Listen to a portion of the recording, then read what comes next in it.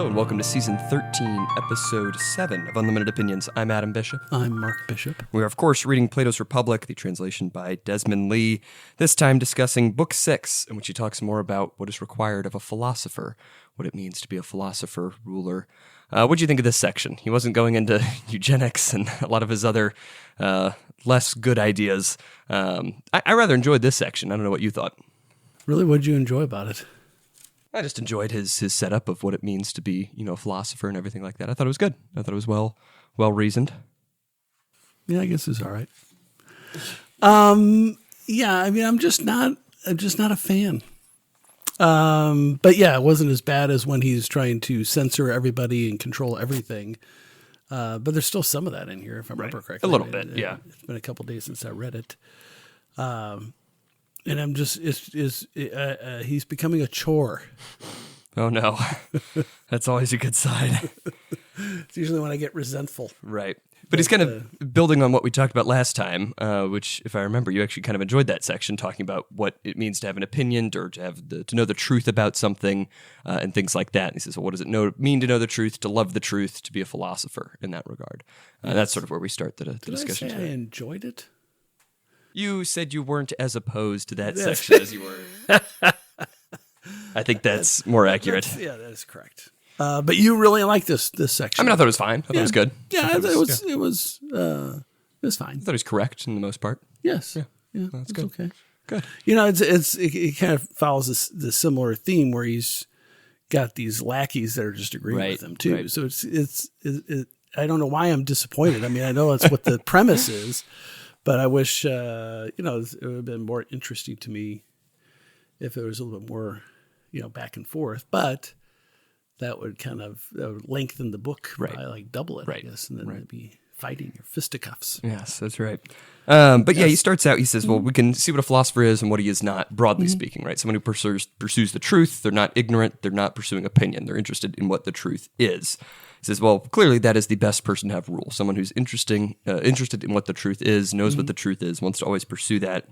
And he says, one trait is the philosopher, and then in the philosopher's character, we can assume is his love of any branch of learning that reveals eternal reality, the realm unaffected by the vicissitudes of change and decay. He is in love with the whole of that reality and will not willingly be deprived even of the most insignificant fragment of it, just like the lovers and men of ambition we described earlier on. And he says he will have the characteristic of truthfulness. He will never willingly tolerate an untruth, but will hate it just as he loves truth. Right, and that is sort of the defining mark of what this philosopher ruler should be. Always pursuing the truth, no matter how small. Right, that should be his aim.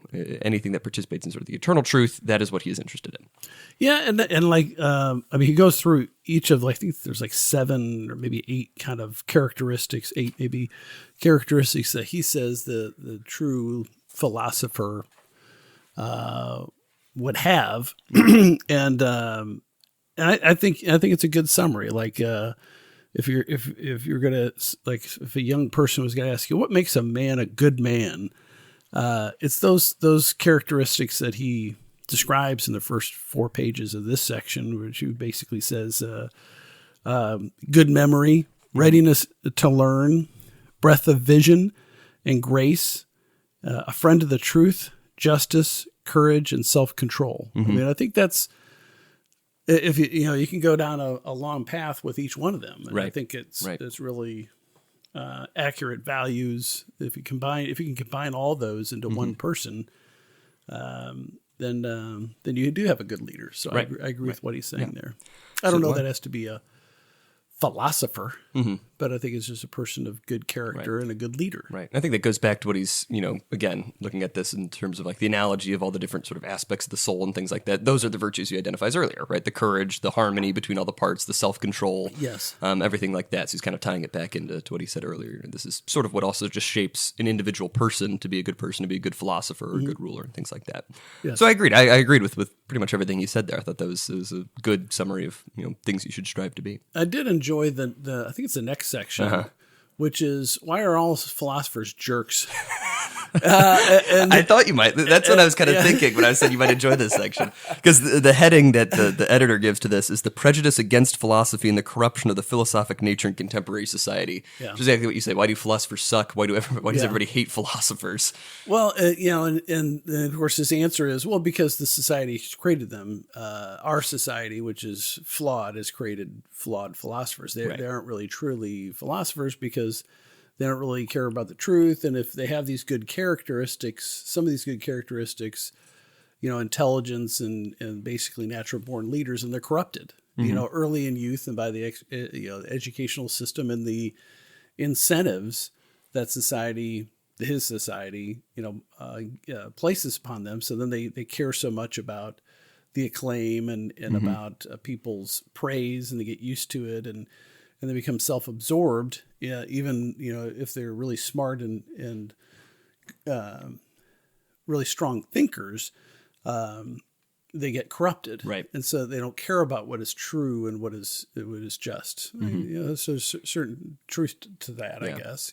I like his analogy here. It's kind of a long section. I might read some of it here, but on page 210, which is 48, like A through E.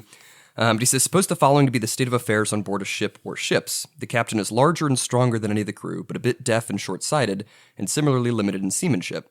The crew are all quarreling with each other about how to navigate the ship, each thinking he ought to be at the helm. They have never learned the art of navigation and cannot say that anyone ever taught it them, or that they spent any time studying it. Indeed, they say it can't be taught and are ready to murder anyone who says it can. They spend all their time milling around the captain, doing all they can to get him to give them the helm. If one faction is more successful than another, the rivals may kill them and throw them overboard, lay out the honest captain with drugs or drink or in some other way, take control of the ship, help themselves to what's on board, and turn the voyage into the sort of drunken pleasure cruise you'd expect. Finally, they reserve their admiration for the man who knows how to lend a hand in controlling the captain by force or fraud. They praise his seamanship and navigation and knowledge of the sea and condemn everyone else as useless. They have no idea that the true navigator must study the seasons of the year, the sky, the stars, the winds, and all the other subjects appropriate to his profession if he is to be really fit to control a ship. And I think that it's quite impossible to acquire the professional skill needed for such control, whether or not they want it exercised, and that there's no such thing as an art of navigation. With all this going on aboard, aren't the sailors on any such ship bound to regard the true navigator as a word spinner and a stargazer, of no use to them at all? He says that's the state. That's what everybody thinks of modern philosophy and things like that, especially when you try to put someone in charge of a state who knows what to do. It's much easier just to let things go as the status quo, just to do whatever you want, put in someone who's just willing to sort of overlook everything, right? He's really targeting Athenian society here, especially, the same society that condemned and killed Socrates, right? Plato speaking through Socrates here. I just really like that analogy of the drunken sea captain who doesn't really know anything, but everybody fights to keep him in charge and insists that there's no way that we can have a better person in charge. Yeah, and I get that analogy, and I think there's some truth to it, but I also think that it supposes that there are not a significant number of sailors who are experienced, right, who know what a good captain is, who have served under bad captains and good captains, and would know, well, this idiot doesn't even know how to steer the ship or navigate by the stars or whatever. But this other guy who may be heavy-handed, may seem heavy-handed, but in the long run, he's going to be, so I mean, like there's a lot of that in society, in any free society. Well, there'll be people that will have learned from mistakes. And so I don't think it's inevitable that, I don't think the analogy is completely holds the way he just describes it, in a very simple way to say, well, of course we end up with all corrupt philosophers. And I don't think we end up with all, even our society, which is maybe even more debauched than, in some ways, the ancient Greeks, but, even our society, there's still good people, right? There's still, and there's still a lot of people that are like, yeah, I don't know. And I still come down to, generally, now I'm starting to waver on it in recent years, but I think generally the voters tend to get it right. This is speaking as somebody who's been rejected by the voters twice, but there's a lot of truth to why people wouldn't have voted for any candidate, including myself. Right. And I think just saying, well, the society's corrupt, so you'll end up with terrible leaders. I think there's a lot of truth to that, but I don't think it necessarily is the case. Does that make any sense? I don't know, but so I'm in a more optimistic day, I guess, and so I'm arguing that he's being a little bit too cynical, and you know, of course he's pissed because Socrates, you know, died fairly recently before this was written. Yeah, I agree. I don't think it's inevitable that this happens, but I do think it is true. Like when an institution is captured, right? Just sort of looking, you know, maybe at modern academia as an example. I don't think that's even a perfect analogy because I think there are still, you know, good people in academia and things like that. Not everybody's just blindly following, you know, whoever's in charge. But generally speaking, I think it is true that you can get very bad people in charge. Yeah. And people want to keep them in charge because they'll just let them do whatever they want. Just to support them ideologically and things like that. And the problem with our current educational system is all the incentives are perverted. Right. So there's, and we've talked about this many times, there's no incentives to have high standards anymore as a teacher or professor. You will not get an attaboy from a dean or a president of the university if you're failing several people every class. Right. You know, because they'll be like, wait, you know, you're causing too much trouble. But, so, you know, I mean, especially now, they should be failing some people.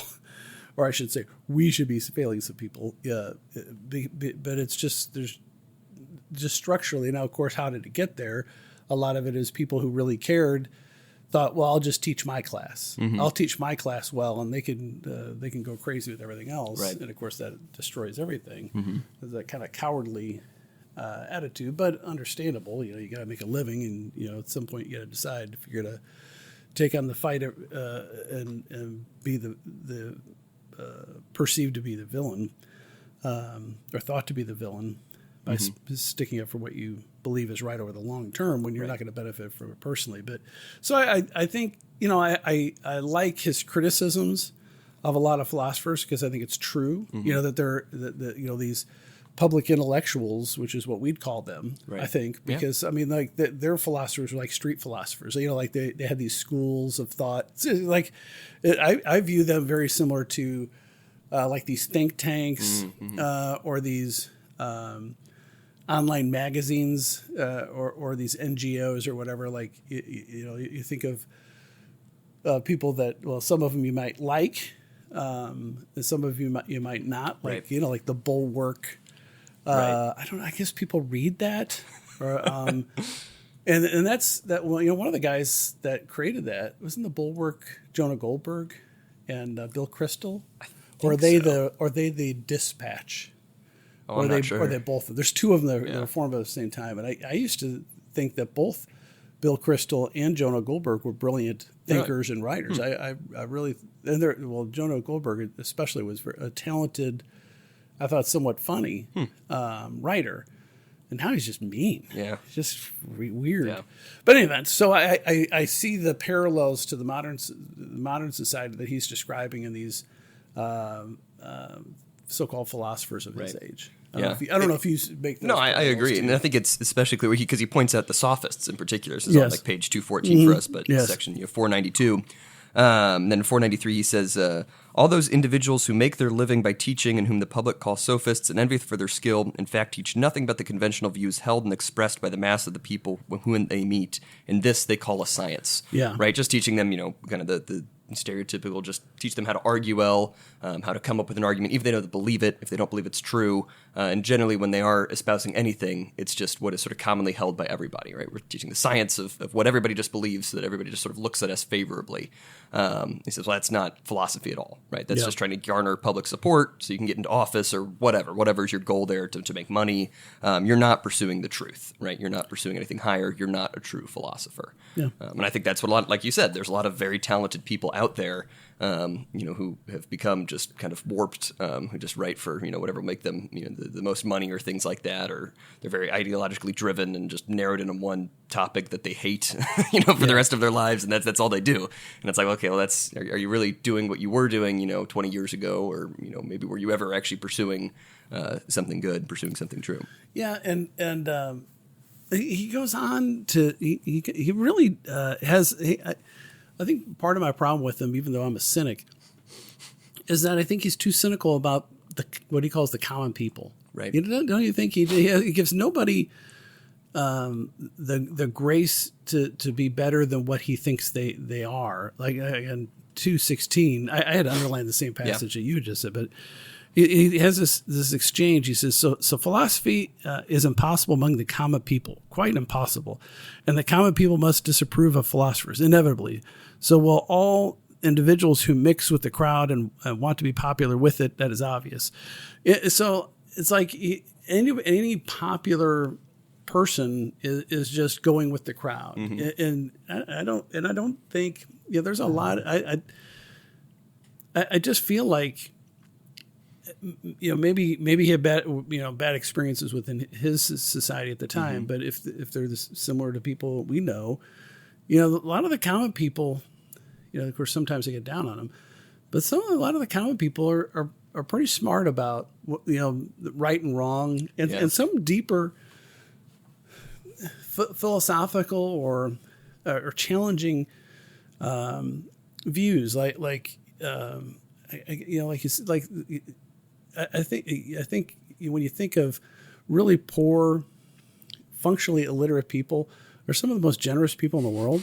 I'm like, you know what I'm saying? I'm like, if you get a flat tire in a rundown neighborhood in Jefferson County, you're probably more likely to have somebody come out and help you change your tire than if you have a flat tire in a more affluent area. Yeah. Not necessarily. I mean, there's good people all around. So maybe, one of the other people, maybe they just don't even know because they never changed a flat tire either. But I don't know. He just seems so down about humanity generally. And I think that bleeds into his whole philosophy about you can train people to be the guardians. There are certain classes of people, they'll never be good or as good as necessary to do anything more than just be a cobbler or whatever. Right. Yeah. Yeah. He's very anti-democratic. He's very there has to be some sort of ruling class here. And there is some idea of that. Like if you're born the wrong way, you'll never be as good as the other people. Right. And I, in some ways, I respect the anti-democratic because, people can get, as a crowd, all of us can get swept up. Right. Every one of us. And I respect a lot of that. But I think with him, it's more. It's more like he doesn't even like people. He thinks, we're all kind of. We're all sinners, but he doesn't have that. He doesn't have the like. There's two sides of that coin. One is we're all sinners and we can all do terrible evil, but the other side of the Christian philosophy, of course, is pre-Christian, is we're all children of God. And so it's like that, holding those two views, I think is the best political philosophy there is. Like when you're making public policy, and when I'm advising people on public policy, I don't consciously think of we're all children of God and we're all capable of ungodly evil, but you plan for the best. You plan for the worst and hope for the best. That type of thing. Yeah. And he seems to be just like, well, we can separate the wheat from the chaff. Yeah. He's definitely, I think, missing the dignity part. Yes. Because I think it is true. I think that some people are born more equipped for different things, of course. You have natural talents, very much so. Some people will never, I think it's true, some people will never be philosophers just because that's not their goal in life. That's their interest, or, they're not maybe their they interest. don't have that intellectual capacity. Right. I understand. But that doesn't make them less, right, of like a person with less dignity. And I think that's the part that he's missing. Yeah. And I guess the counterpart to that, too, is then you can't, change that nature necessarily, because he also has that idea you can almost change human nature over time, right? And I don't think that's true either, right? But I think those are the two sort of most foundational things he gets wrong in this. But and we may be overstating it a little bit, but it's certainly implied in there that he's just like most people are bad, okay, well, you can make a compelling argument for it, right? But then he turns sort of the next section, as it's divided in this book, is, whether the philosopher ruler is impossible or not, right? That's sort of the question he keeps coming back to, right? Is this an ideal society? Can we actually make this happen? And sort of in the last book, he kind of says, well, maybe not, but we should try and get as close as possible. Right. But he says the philosopher ruler is not impossible, right? We can, in some ways, educate people. And this is where he, again, goes back to education. I think I mentioned a couple episodes ago. But doesn't he say first that it doesn't exist? The system doesn't exist where there's a anywhere in the world. And I think it never existed, I think. Right. And so that's kind of an interesting thought lead in. Oh, right? I have this new idea. Right. And that's where he kind of Okay, says, Descartes. but he says, "Let never be a perfect state or society until, or individual until some chance compelled this minority of uncorrupted philosophers, now called useless, to take a hand in politics, willy-nilly, and compelled society to listen to them." This is on page 222, by the way, section 499b. Okay. Or else until Providence inspired some of our present rulers and kings or their sons with a genuine love of true philosophy. There's no reason to suppose that either or both of these things is impossible. If there were, I think you will agree that there would be some justification for laughing at us for daydreaming. So he essentially says, like, we haven't really achieved this. There's been no society that has this educational system in place, that has this system so that you could create the philosopher ruler. It just has not happened. But we could make it happen. And he kind of just goes completely like scorched earth. He says we just have to tear down everything, right? And this is kind of going back to where he's talking about setting up this perfect republic, right? Where you have to start from the beginning. This is now on page 223 to 224, section 501A. That's why I think a lot of his stuff is like commie stuff. A little bit. It's like you see how communists would be like, yes, amen, brother. Yeah. But he says the first thing our artists must do, and it's not easy, is to wipe the slate of human society and human habits clean. For our philosophic artists differ at once from all others in being unwilling to start work on an individual or city or draw out laws until they are given or have made themselves a clean canvas. Yeah. And I think that's another thing where he describes about the philosophers. I think he assumes like sort of the best people, but also they don't want to work like in a broken system, right? And that's one of the reasons why people hate philosophers, because they're just like, well, just whatever. I don't care anymore. I'm just going to give up on the world. He says, well, we have to start completely fresh, give them a chance to shape everything, from the beginning, or else they will never make any improvements at all. And I don't think that's true either. You can't improve a society working within the current system, right? Yes. You don't have to start over from nothing. And in fact, I think it's better to keep a lot of what you have in place. Yes. And that's what, Tocqueville, kind of describes, and Russell Kirk, like when he's talking about, the roots of American order, he's talking about the American Revolution, right? You didn't say, unlike the French Revolution, we have to wipe the slate clean and create a whole new society. Keep the society. You could change the government without changing the society necessarily. Right. The people, keep the people the same, right? Yes. Keep the culture the same, and change the government, change the rulers. But Plato does not seem to agree that you absolutely have to start fresh, start from a clean slate to make the perfect society. Yeah, it's and I have written in the margins of my book, yikes. What does that really mean? I mean, how do you do that? Right. I'm thinking the only really effective way to do it is you got to kill a lot of people. Right. Don't you think? Right. Or exile them at least. Because how else can you wipe the slate clean? Right. Unless you have some sort of mind clearance device or something, which of course he didn't have and we don't yet have. Right. Wait till AI takes this and we start putting chips in our head. You press a button. Slate clean. Now we got to try a different system. I guess that might work. If you put the chips in everybody's head, then you just press the button. That didn't work. Let's restart. Let's reset. Just unlimited retries. Just wipe the slate clean. Right. I mean, every single time. It'd still be your age and your health. Right. But there's some dystopian. Very dystopian. Dystopian book there. Maybe we should explore that. We could be. I don't know if anybody's written a book like that. You could write it. Yeah. Well, I'm just saying, because it's kind of an interesting concept, because then you could say you could try really radical ideas. Of course, you have to have control over the system. But I guess once the chips are in everybody's heads and it's possible, isn't it almost inevitable that somebody's going to press the button? Yeah, probably. Probably. It's kind of scary. It's another topic for another day. Right. But he concludes that he says, right, it'd be difficult, right, to put this ideal in place, but not impossible. But you do have to start from that clean slate. And then I would disagree with him. I mean, it's impossible. Yeah. You're not going to be able to wipe a slate clean. I mean, I don't know even what that means. And how are you going to completely revamp society right now? Because everybody, of course, I think he's talking about multi-generational efforts. Right. But, you're still going to have, people are going to know people that lived in the old system unless you're going to wipe them out. Or like I said, exile them or something. Exactly. Excuse. Yeah. But then the next section I thought was much better, right? Where he talks about what is sort of the object of knowledge, right? What does it mean to love knowledge and things like that? And this is where he sort of builds off of, that sort of ignorance, opinion, and then true knowledge idea. But he says, what are these people to learn, right? We have this idea of what the philosophers should be. What are they to learn? How do they learn things? What is sort of the object of their knowledge? He kind of recaps what their characters are that we talked about earlier.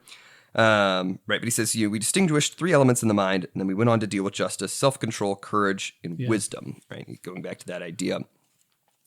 Then I think he's absolutely right on Yeah. that. I'm guessing. Well, I guess he really is the first known to us Western philosopher that really explored those concepts and valued them and articulated them in such a manner. Yeah. So kudos to him. I'll give him some praise. Absolutely. Even though he really is some sort of commie bastard who wants to murder the entire society. And then no kidding. He goes into this is like section 505 here, where he says, well, what is the purpose of knowing things, right? We wouldn't want to know something. This kind of goes back to his original question of like whether it's good to be just and things like that, whether you would really benefit from being a just person, from being a philosopher and things like that. He said, well, we wouldn't want to possess something unless it was good. Right? We talked about earlier, the highest form of knowledge is knowledge of the form of the good, from which things that are just and so on derive their usefulness and value. Right? So it's just sort of this highest thing that is just what we call the good, and this is sort of getting into the Platonic forms and things like that. Right? Knowing the form of the good is sort of the obvious thing that we have to pursue. He says, pretty well that's what I have to say, and then I'm going to add that our knowledge of it is inadequate, and that if we are ignorant of it, the rest of our knowledge, however perfect, can be of no benefit to us, just as it's no use possessing anything if you can't get any good out of it. He says essentially like any true knowledge that we have is some part of the good, right? Any truth that we possess, any truth that we know, if it is true, participates sort of in goodness. And I think he's right about that. I think he's absolutely right about that. Okay. You looked like you were about to say something earlier. No. I mean, I was no. I don't need to say anything else on that subject. That was good. Good synopsis. Thank you. I was going to say something, and I covered it. Right. So, yeah, well, there you go. Good job. And that's what he says. He says, then the good then is the end of all endeavor, the object in which every heart is set, whose existence it divines, though it finds it difficult to grasp just what it is. Because it can't handle it with the same assurance as other things, it misses any value those other things have. He says, and really, that's what we should be encouraging our citizens to pursue. Always pursue the good. And I think the way that he talks about this was really sort of carried over into the Christian world as to, in terms of like God, right? God as the highest goodness, as highest being, and things like that. Everything should be oriented towards God, towards love of God. Of course, Plato didn't think about things quite in that same way, but a lot of these concepts can carry over in that direction. And then this is where he sort of puts forward a few of his similes, and we'll end this book before we get to the allegory of the cave, which I know you mentioned you really hate. Well, what I remember of it, I got to reread it. But I do like this exchange that the Socrates character has right before he hits that. He says they're talking about like asking him what he believes. Give us your opinion. Of course, he doesn't, because he starts talking in these similes and these analogies, and he won't actually answer the darn question.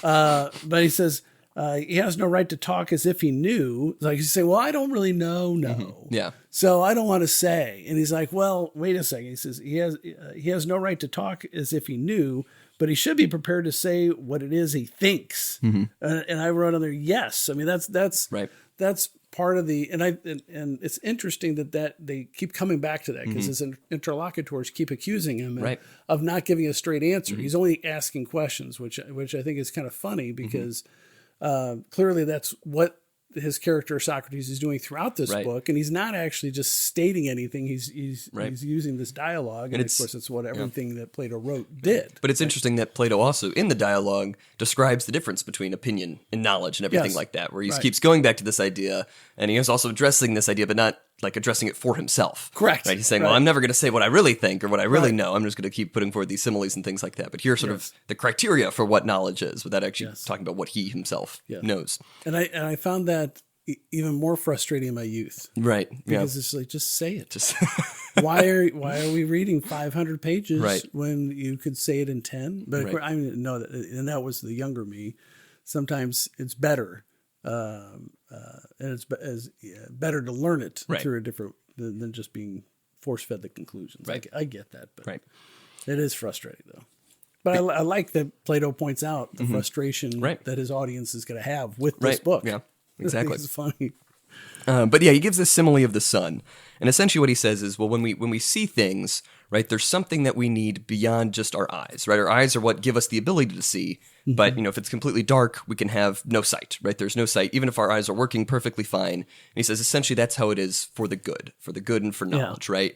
That we have this faculty for knowledge, but without the good, which is the sort of highest thing that gives everything truth, or which truth is united to this good thing, without that, we can have no knowledge of anything. Right? There has to be this sort of eternal principle, this eternal thing that gives everything its truth, or everything, participates in that goodness to have truth. Yes.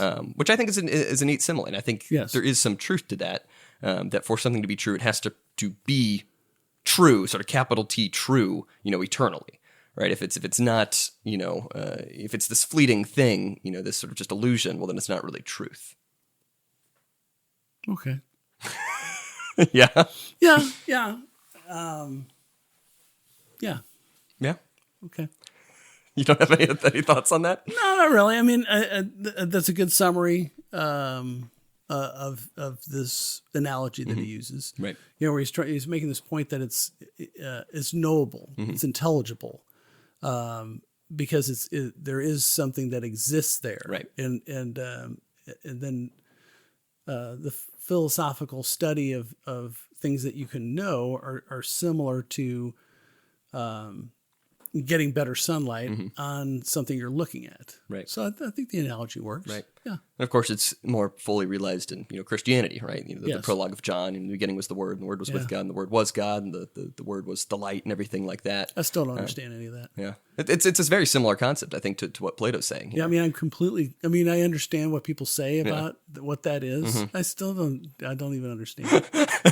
Yeah, I think it's such a wild concept, but we don't have to talk about that now. But I get it, but I don't even understand it. Yeah.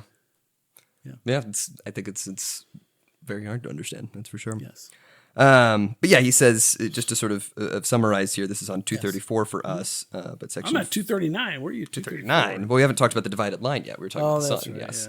yeah. But he says, then what gives the objects of knowledge their truth in the knower's mind, the power of knowing, is the form of the good. It is the cause of knowledge and truth, and you'll be right to think of it as being itself known, yet as being something other than, and even more splendid than, knowledge and truth, splendid as they are. So he says, this sort of object, this eternal object, isn't itself knowledge. It is what gives sort of light to our knowledge, it is what gives our knowledge any sort of truth. And in pursuing that, we are pursuing the ultimate good. Where were you reading that? That was 234, 508E. Oh, okay. Because I like the paragraph before that. Oh, sure. Where he's talking about this analogy. He says, apply the analogy to the mind. I think this is a good summary. Sure.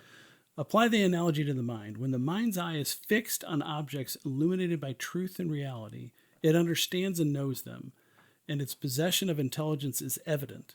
But when it is fixed on the twilight world of change and decay, it can only form opinions. Its vision is confused and its opinions shifting, and it seems to lack intelligence. Seems to lack intelligence, which I think is a really important distinction. It's like you could still be really smart, but if you don't have a clear understanding or have clear information, you look like you're unintelligent. You look like you're stupid. Yeah.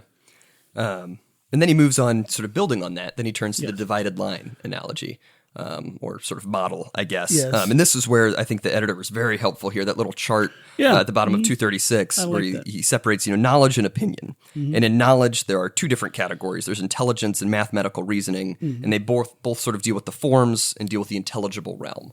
Opinion deals with belief or illusion, that's sort of physical things, or shadows and images, and that deals with the visible realm, right? So setting up sort of this higher knowledge is higher than opinion. And he says, mathematical reasoning, when you're talking about, well, what is one, what is two, just sort of in and of itself, that can be part of knowledge. And then intelligence or dialectic, that's sort of that goal of the philosopher to achieve that. And that's the intelligible realm. You're not dealing with sort of physical things.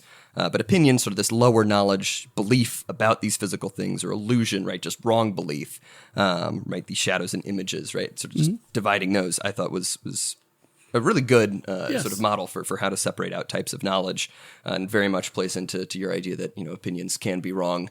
Yes. And opinions are often wrong. Yes. Especially if it's about what you prefer. Yes. What? Wait, no. I don't know if that's true. That's my whole thing. I know. That your preferences are wrong. Right.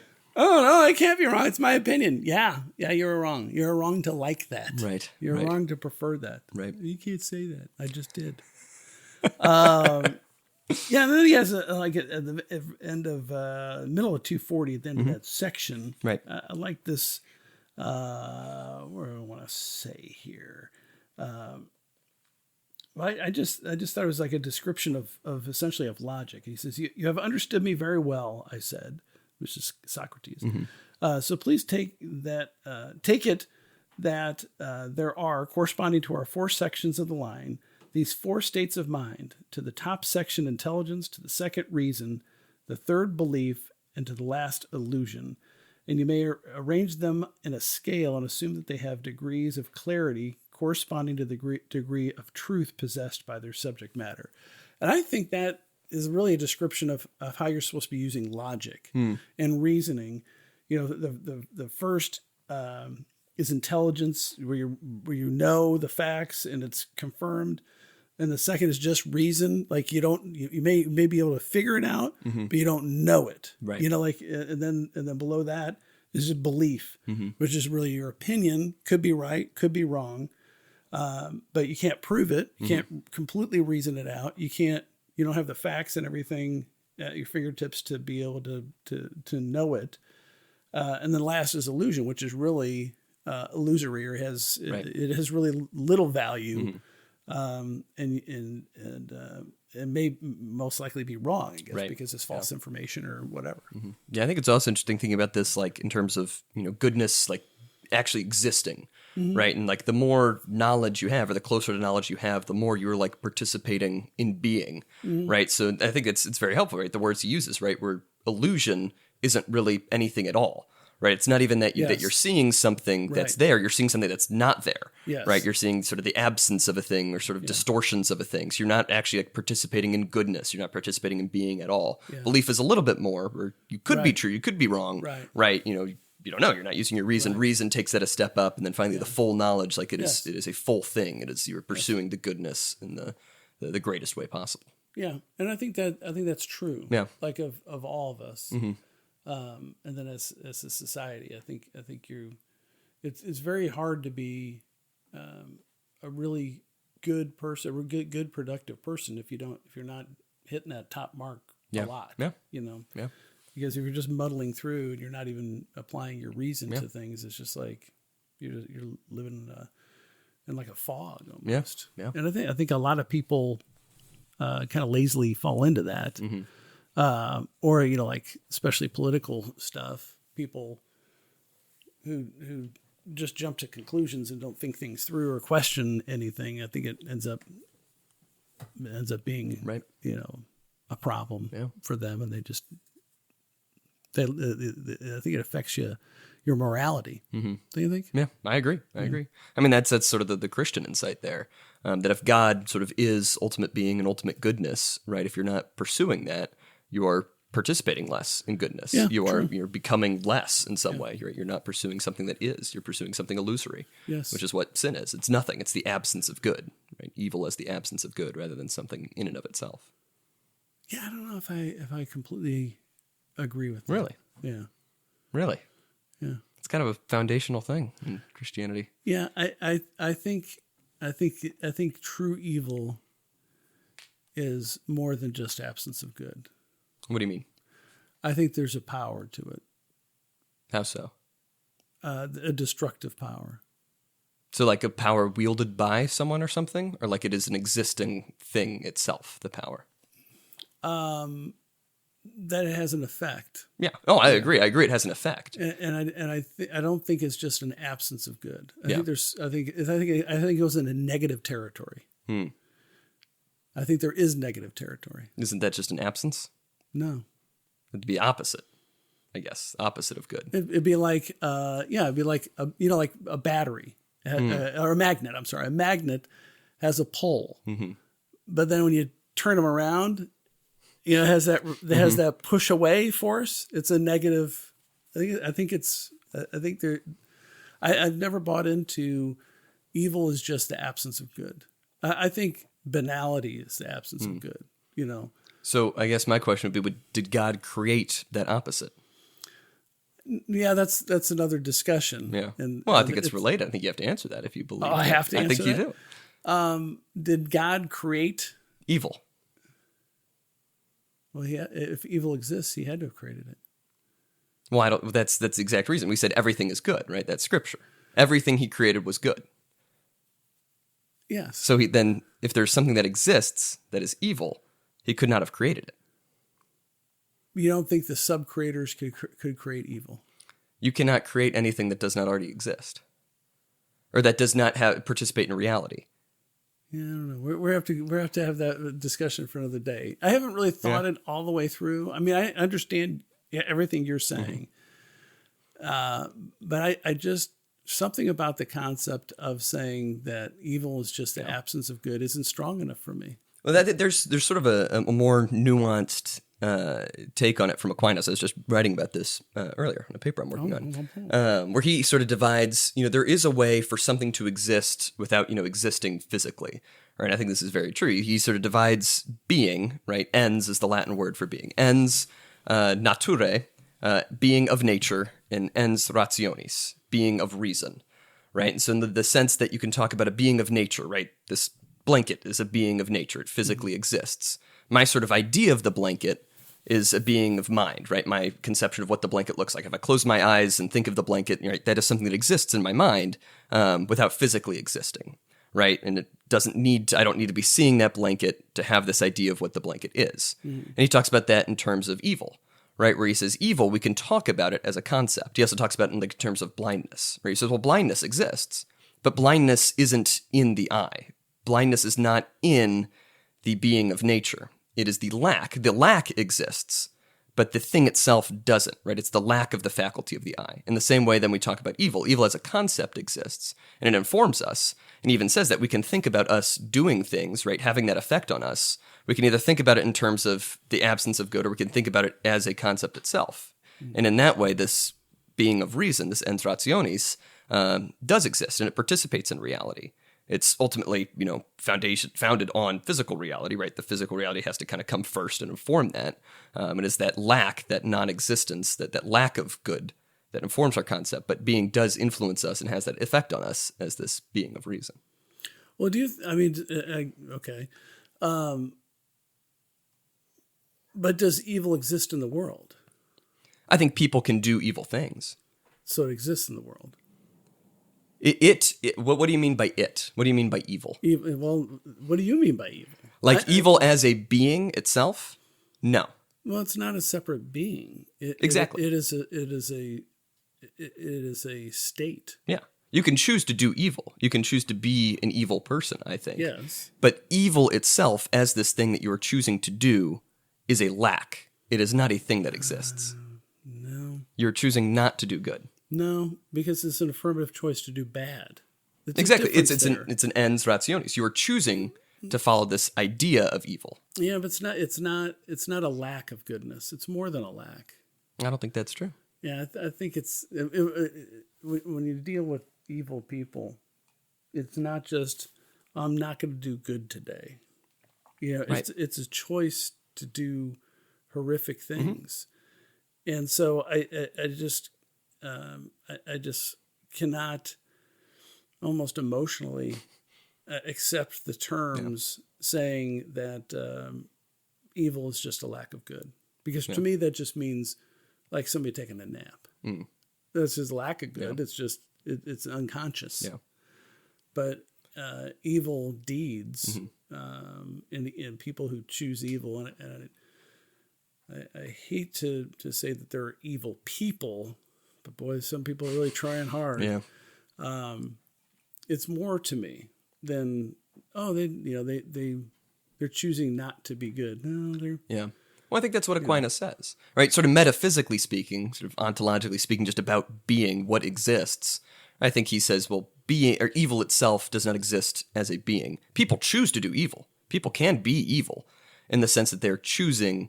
They're not choosing not to do good. They are sort of literally speaking, definitionally speaking.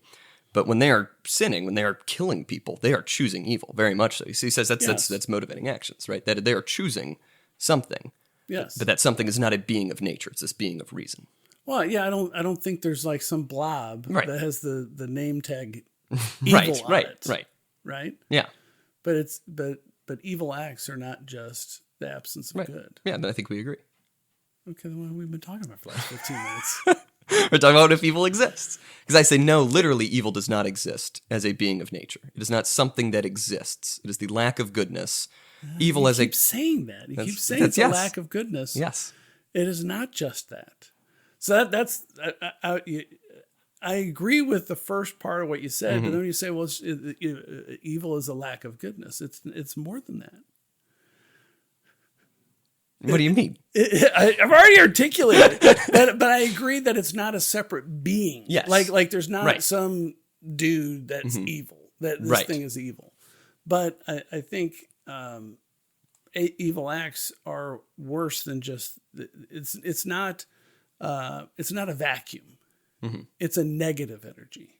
Like if God is positive, people choose negative.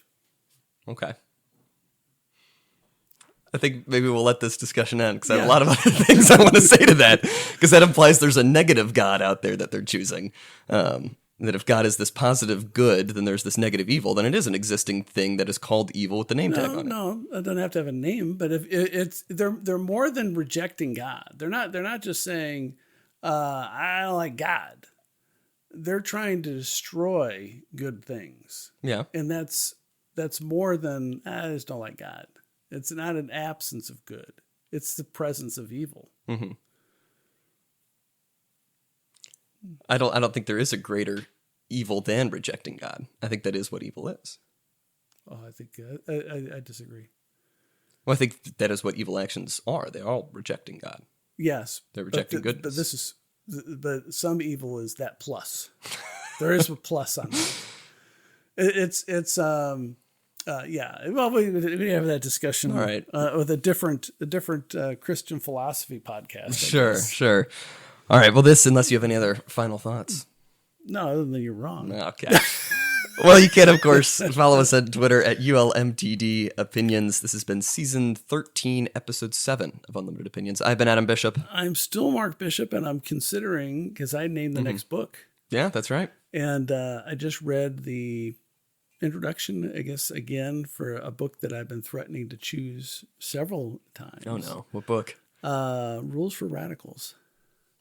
By Saul Alinsky? Yes. Yeah. And he has it's not what do you call it? What do you say when you put in the front of the book where you say it's for so and so? Dedication. It's not dedicated to Satan, but it's referencing Lucifer in a positive manner. Sounds great. And his point was, well, here if we choose that book, we'll start there. We'll start with that kind of dedication to Lucifer. But it's a fascinating book, and I think the guy is really sharp in a bad way. Yeah.